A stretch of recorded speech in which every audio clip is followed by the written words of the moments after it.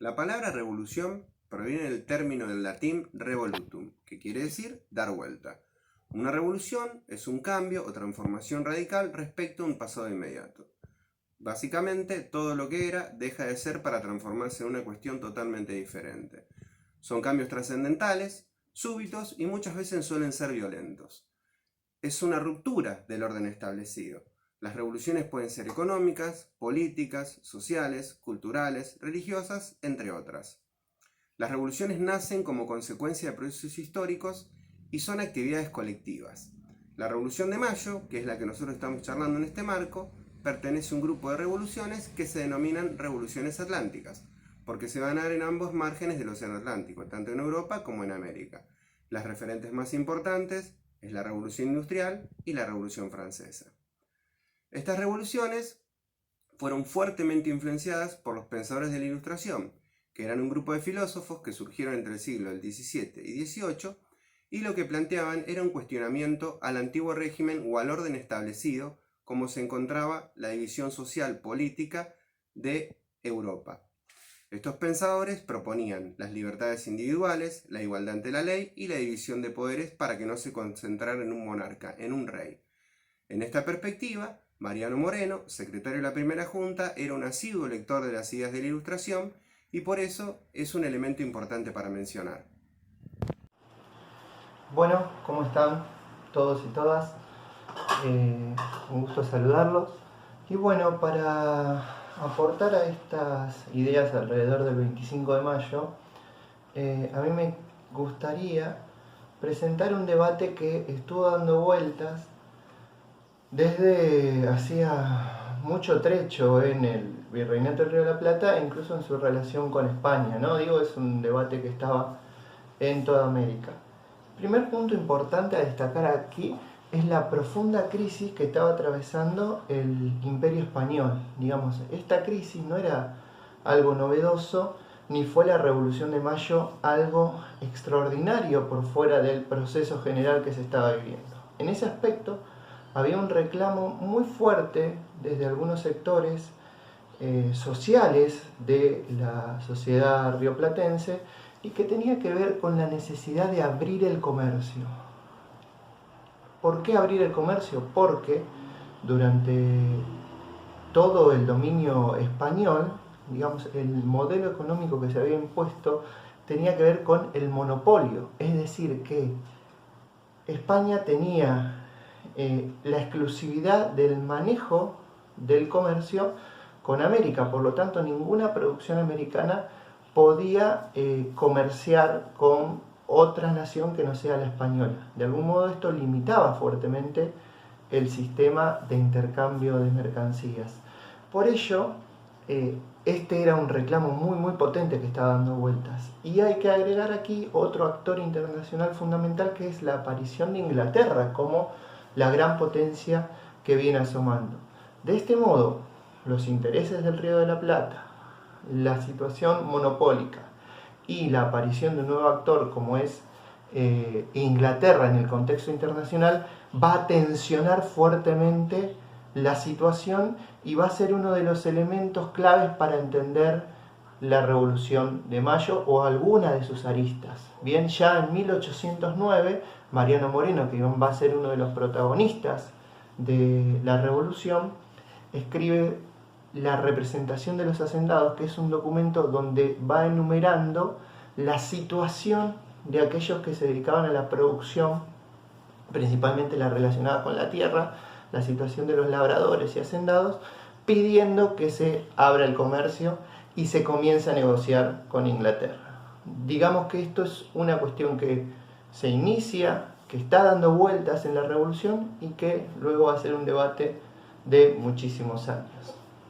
Un punto para destacar y para reflexionar. Chau, chau. Bueno, entre todas esas transformaciones que produce la revolución van a haber transformaciones del aspecto social, ¿no? Para ello, decir de que la sociedad colonial era una sociedad fuertemente jerarquizada, ¿sí? Basada en el origen sanguíneo o racial en la época y también en el geográfico, ¿no? Por ejemplo, nos da un tipo de sociedad piramidal, donde lo podemos dividir en blancos y no blancos, de los cuales dentro de los blancos que están en esta cúspide están los peninsulares o españoles y los criollos que son los hijos de españoles nacidos en América, pero por el solo hecho de haber nacido acá no podían ocupar los altos cargos eclesiásticos, militares y políticos, ¿no? Ahí está el aspecto geográfico. Luego están los otros dos grupos étnicos, que serían los nativos y los esclavos, y una serie de mezclas que van a producir mestizos, mulatos y zambos dentro de esa sociedad. Esta sociedad prácticamente tiene una movilidad social que es prácticamente nula, ¿sí? ¿Qué quiere decir? Que estas personas no podían mejorar su situación socioeconómica dentro de la sociedad. La Revolución de Mayo viene a romper con esto, un momento bisagra para terminar con este tipo de sociedad, es la Asamblea del año 13, que si bien no logra su objetivo primordial, que era declarar la independencia y redactar una constitución, sí avanza sobre, por ejemplo, la libertad de vientre, que quiere decir que todas las mujeres esclavas, sus hijos quedaban libres a partir de 1813, como así también la igualdad de los ciudadanos ante la ley, de todos los ciudadanos ante la ley, como también abolir ciertos elementos que marcaban desigualdad, como los títulos de nobleza, el tributo indígena y la mitad. La Revolución de Mayo vino a cambiarlo todo. A partir de 1810, nada volverá a ser igual en el Río de la Plata. La apertura del juego político a distintos grupos que comienzan a disputarse el poder frente a la ausencia del rey y a esta idea del autogobierno, implicó que muchas tensiones que estaban latentes salieran a la luz. Estas tensiones que se manifestaron en el mundo de la política tenían que ver claramente con cuestiones económicas y también con tensiones sociales que ya estaban presentes en los años anteriores y que comienzan a partir de 1810 a estar cada vez más presentes. Sobre todo a partir de 1810, lo que vamos a ver es que hay un claro y abierto enfrentamiento entre Buenos Aires, que es quien lidera la revolución, y los territorios que conformaban hasta entonces el Virreinato del Río de la Plata. Montevideo, por ejemplo, el Alto Perú, Paraguay, van a tomar caminos muy distintos al de Buenos Aires. Incluso los territorios del interior de lo que va a terminar siendo después la Argentina también se van a oponer a la idea de la revolución. Por lo tanto, Buenos Aires va a intentar doblegar a través de las armas a esos territorios, por lo que la guerra va a estar presente durante todos esos años de la década de 1810 en nuestro territorio.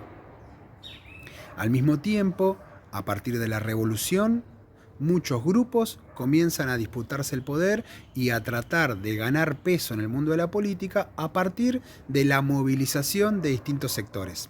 Así, los sectores populares van a ir ganando cada vez mayor preeminencia en el juego de la política. Hola, espero que estén muy bien.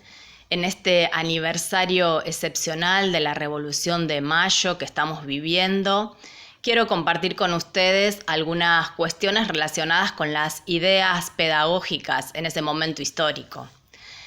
Primero, teniendo en cuenta que los primeros momentos del movimiento de Mayo no fueron propicios para una renovación pedagógica, ya que los problemas que los ocupaban a los hombres de Mayo tenían que ver con cuestiones políticas y con cuestiones militares. Sin embargo, la influencia de la Ilustración en la Revolución de Mayo trajo también ideas interesantes para la educación, fundamentalmente en un deseo de erradicar los movimientos tradicionales de enseñanza de la época colonial y también dejar atrás los castigos corporales fundamentalmente. También la Ilustración lleva adelante grandes desarrollos en cuanto a lo que tiene que ver con el conocimiento y la idea central de la educación como motor de cambio de la sociedad y de modernización de la sociedad.